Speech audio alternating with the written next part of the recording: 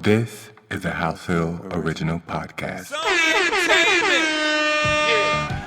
this album is dedicated to all the teachers that told me I never amount to nothing. So good, baby, baby. See you chunks on top. Thou shalt not hate. It was all a dream. I found that nothing in life is worthwhile unless you take risks. Nothing. Nelson Mandela said, "There is no passion to be found playing small and settling for a life that's less than the one you're capable of living." Now, I'm sure in your experiences in school and applying to college and picking your major and deciding what you want to do with life, I'm sure people have told you to make sure you have something to fall back on. Make sure you got something to fall back on, honey.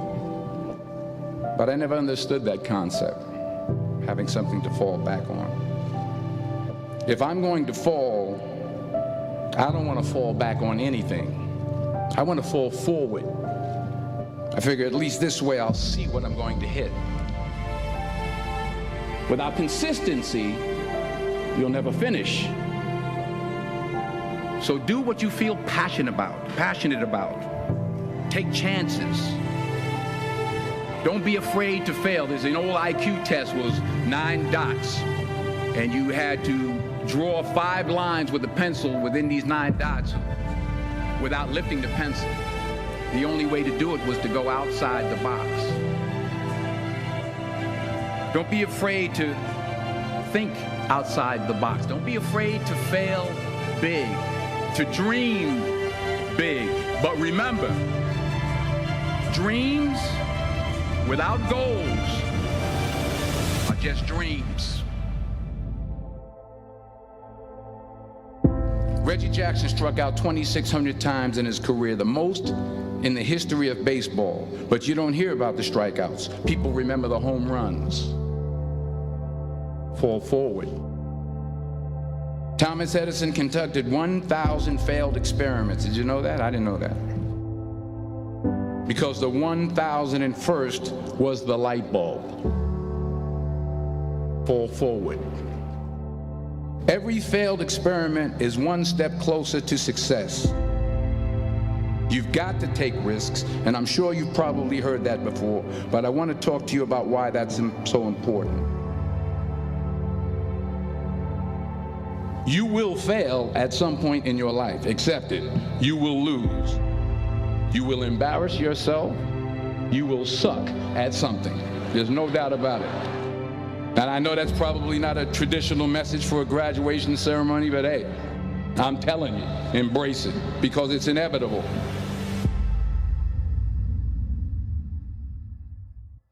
In the acting business, you fail all the time. Early on in my career, I auditioned for a part in a Broadway musical. Perfect role for me, I thought, except for the fact that I can't sing. I didn't get the job. But here's the thing. I didn't quit. I didn't fall back. I walked out of there to prepare for the next audition, and the next audition, and the next audition. I prayed. I prayed. And I prayed.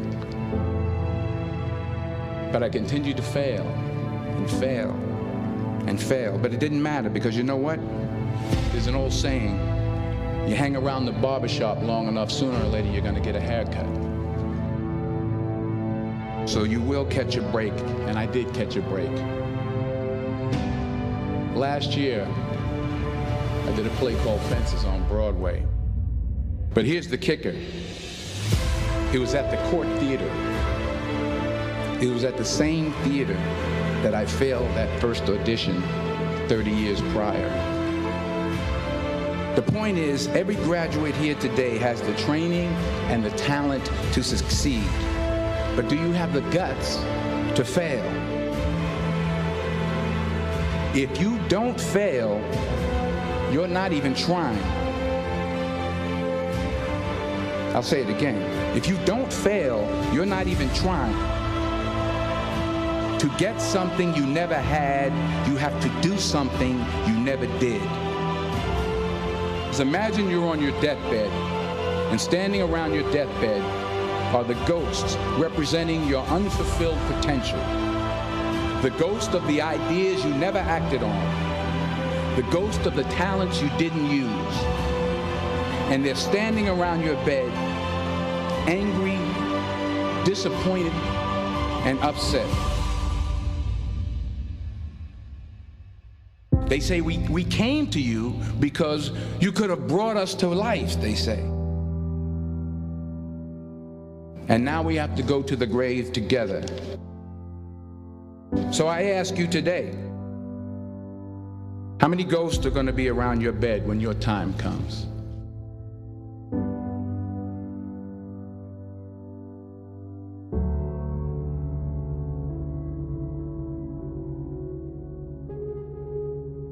I just got back from South Africa. It's a beautiful country, but there are places there with terrible poverty that need help. And Africa is just the tip of the iceberg. The Middle East needs your help. Japan needs your help. Alabama needs your help. Tennessee needs your help. Louisiana needs your help. Philadelphia needs your help.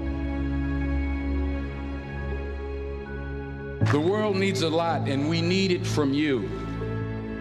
We really do. We need it from you young people. I mean, I'm not speaking for the rest of us up here, but I know I'm getting a little grayer.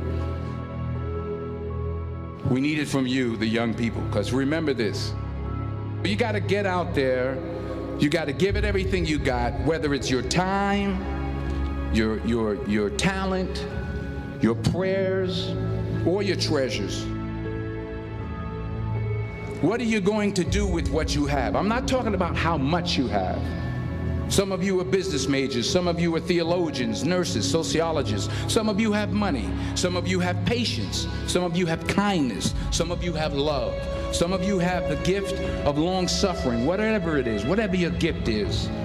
What are you going to do with what you have? All right, now here's my last point about failure. Sometimes it's the best way to figure out where you're going. Your life will never be a straight path. I began at Fordham University as a pre-med student.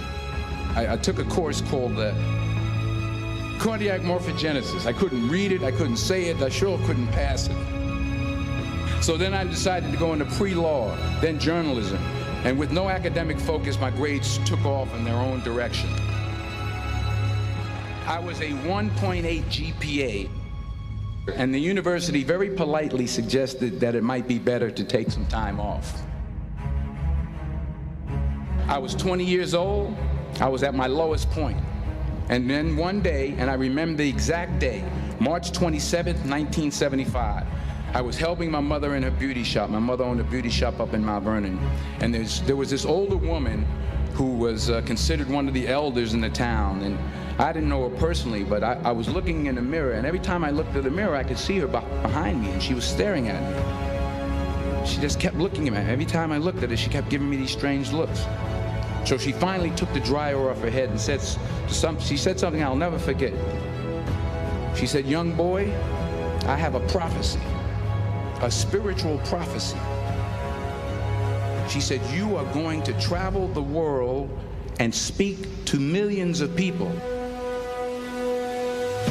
And in the years that followed, just as that woman prophesied, I have traveled the world and I have spoken to millions of people through my movies. Millions who up till this day couldn't see me, who up till this day I couldn't see while I was talking to them, and they couldn't see me, they could only see the movie. They couldn't see the real me. But I see you today, and I'm encouraged by what I see. And I'm strengthened by what I see. Because taking risk is not just about going for a job. It's also about knowing what you know and what you don't know. It's about being open to people and to ideas.